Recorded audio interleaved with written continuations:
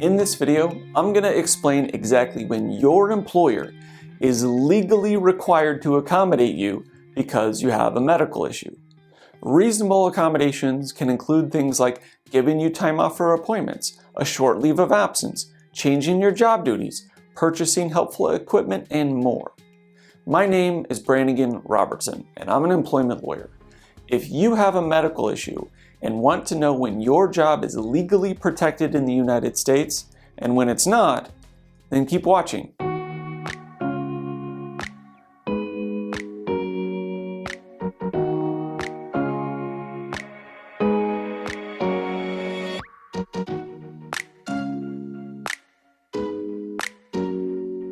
This is part 2 in our reasonable accommodation video series. In part 1, I told you that the most common reason that Americans get fired unlawfully is when the employer is not willing to reasonably accommodate the worker when he or she becomes disabled. Every person who depends on a paycheck needs to pay attention to this video series because at some point during your career, you are absolutely going to have some sort of physical or mental health issue that prevents you from completing your job duties. When this happens, can your employer just fire you? Luckily, the answer is usually no. There are laws that say your boss can't simply fire and replace you because you got injured or because you got diagnosed with something. But there are limits to those laws, and this video is going to explain when you are protected and when you're not. But before we dive into the details, you should know that I'm a California lawyer. But I'm making this video, this educational video, for workers all over America. However, this is not legal advice. This is YouTube. If you need legal advice for a specific situation, you should call a lawyer in your state. If you're in California and you've been fired, you can call my office for a free consultation. I'll put my phone number on the screen at the end of the video. Now let's jump into the big picture here. The federal employment law that governs this body of law is called the Americans with Disabilities Act, the ADA. Some states, like California, have additional laws that offer additional protection for disabled workers in that state. But let me first verbalize something that isn't necessarily obvious to most people. The ADA does not guarantee jobs for disabled individuals or protect you if you cannot perform the essential functions of the job. What do I mean by that? Well, if you're an airline pilot and then you lose both of your eyes due to some weird disease, the airline is allowed to terminate you. Without working eyeballs, you can't fly planes anymore. The ADA does not protect your job because you can't see. And there is no reasonable accommodation or job modification that can be made that would allow you to fly airplanes full of passengers safely. However, most disabilities are not that serious, and most job functions are not that rigid. So, what does the ADA actually protect? At its most basic level, the ADA and the state equivalents say that it is unlawful for a company to fire a disabled employee if he or she can perform the essential functions of the job with or without a reasonable accommodation. To put it another way, if you get diagnosed with cancer, what this law says is that it's illegal for the employer to fire you because you got cancer, so long as you can still perform the essential functions of the job with a reasonable accommodation or modification to the job duties. Or you can still perform the essential functions of the job without any kind of modification or reasonable accommodation. Right? If you can do the job without any change to your job duties, the employer is not allowed to fire you for that disability. Now, to see if this law even applies to your situation, you need to fully understand a few key concepts. First, you gotta understand what a disability actually is. What's its definition? Now, I can already feel you rolling your eyes, right? A definition? Seriously? Everybody knows what a disability is. Well, yes, but you need to understand the legal nuance because you could be disabled under the common layperson meaning of that word, but if you're medical issue does not meet the legal definition of that word for your state, then your job is not protected. According to the ADA, which applies to all workers in the country, the basic definition of disability is a physical or mental impairment that substantially limits a major life activity, one or more major life activities.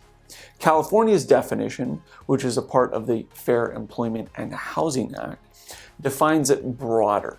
A disability under California law removes the word substantially. So a physical or mental impairment that limits one or more major life activities. Notice that the word substantially is removed. That means individuals with kind of short-term or temporary conditions may qualify for protection under California's version of the law, though the same condition might not qualify under the federal ADA version of the law. A little complicated, but it's important that you understand the nuance. So, okay, Branigan, what is a major life activity? Well, this is a little bit easier. The ADA and similar state laws define major life activities to include things like seeing, hearing, eating, sleeping, walking, standing, lifting, bending, breathing, speaking, learning, reading, thinking, and most importantly to our discussion today, working. Work is a major life activity. So if your physical or mental condition substantially limits, or simply limits if you're in California, one of those major functions, you've met the definition of disability. Well, okay, enough of this definition stuff. To bring all of this into light, let's look at some examples, right? A physical disability, what is that? It's any physical condition that substantially limits a major life activity, right? This includes things like deafness, blindness, missing limbs, mobility impairments, like you're confined to a wheelchair, cerebral palsy, and chronic or episodic conditions like HIV/AIDS, hepatitis, epilepsy, seizure disorder, diabetes, MS, heart disease. But it also includes things like cancer, broken bones, torn ligaments, cosmetic disfigurements, and the list goes on. I mean, the list is almost endless. Well, but okay, Branigan, that's a lot of mumbo jumbo. What about the common cold? Generally, no, you are not disabled if you have a cold. Short-term things that are a minor inconvenience usually don't qualify as a disability under this law. Well, what about COVID or the flu?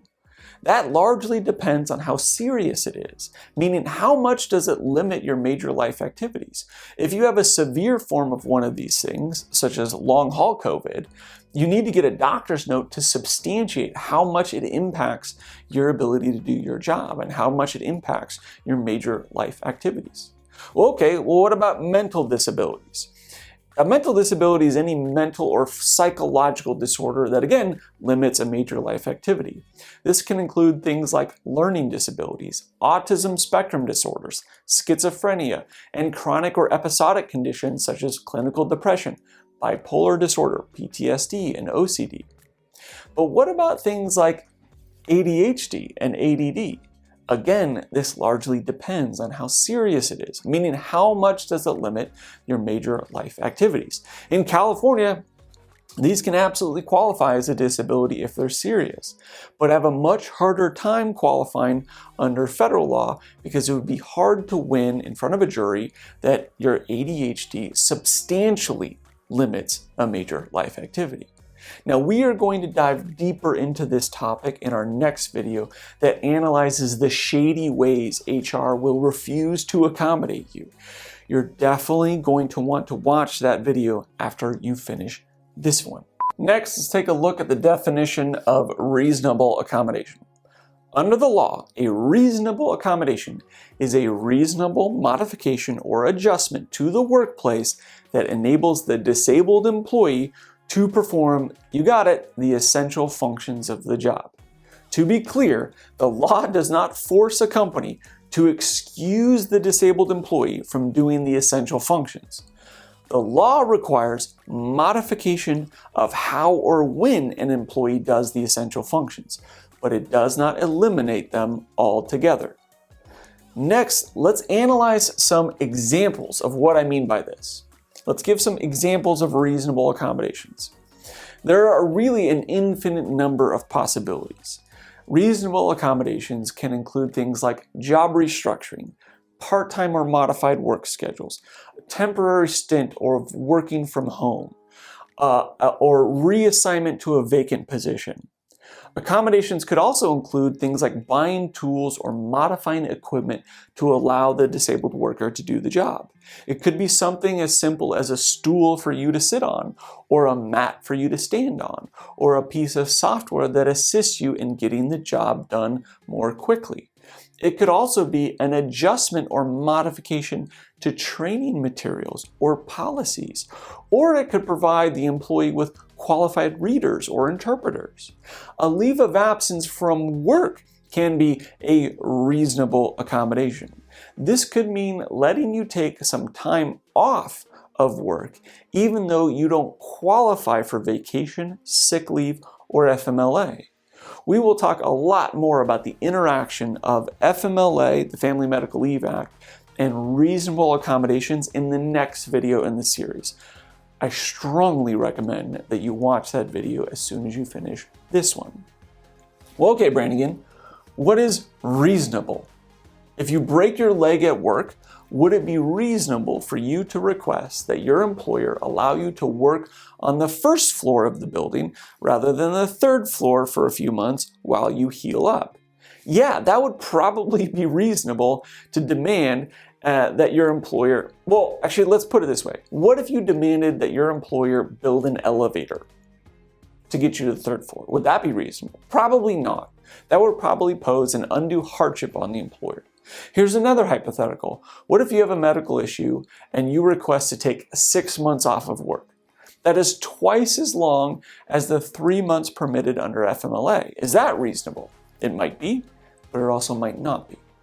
Ultimately, whether something is reasonable or not is a jury question, and it is decided on a case-by-case basis. What poses as an undue hardship for one employer might not for another employer. Whoever the fact finder is in your case, whether it is a jury, a judge, or an arbitrator, they are going to decide if your requested accommodation is reasonable or not. The best way to know it with any kind of certainty if your requested accommodation is reasonable is to pick up the phone and call an experienced lawyer in your state. There are 3 final considerations that we need to cover in this video. Number 1, under the Americans with Disabilities Act, which applies to all employers in all 50 states, including state and local governments, the reasonable accommodation laws only protect you if you work for an employer with 15 or more employees. So if you work in a tiny company, the reasonable accommodation laws that we've been talking about here may not apply to you. However, some states, like California, where I work, have their own reasonable accommodation laws that apply to smaller employers. So if you're a California worker, California's accommodation laws apply to you if you work for a state or local government, or if the employer employs 5 or more workers, full or part-time. Why the arbitrary 15 or 5 employees? I don't know. You need to call a congressperson, a lawmaker, because they're the ones who make the laws, right? Number 2, you should also know that perceived disabilities are protected under this law. The ADA will protect you if you have a history of a disability, or if an employer believes that you have a disability even when you don't. For example, let's say that you had breast cancer 5 years ago, and you've been totally healed for the last 3. You don't have breast cancer anymore. Let's say that you start a brand new job, and a few weeks after you start, your new employer finds out that you had breast cancer and decides to fire you because he thinks you're gonna need all sorts of special accommodations and going to appointments and things like that. Is that legal? Absolutely not. The law is not going to let a discriminator off the hook just because they thought you had a disability even when you didn't. Cool, right? The third thing we need to talk about is there are some disabilities that are excluded from protection under the ADA and California FEHA laws. Things like gambling addiction, substance abuse, sexual disorders, and things like kleptomania or pyromania. Right? You can't sue for discrimination or failure to accommodate because you're a heroin addict.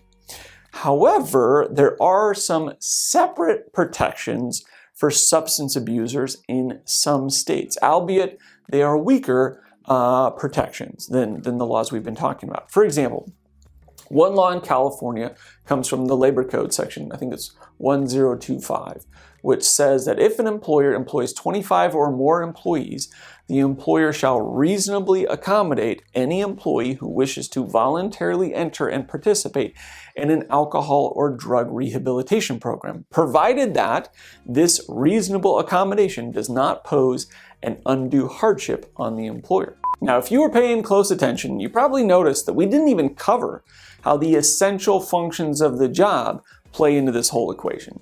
I intentionally left that out because it makes much more sense to cover in my next video, which is called The Shady Ways HR Will Refuse to Accommodate You. Now, obviously, I think you need to watch that video because we are going to cover the very important topics like interactive process, undue hardship, and how FMLA fits in with all this. I recommend you watch that video as soon as you finish this one. If you found this information to be valuable, please hit the subscribe button and share this video with somebody else who you think needs to know about these laws.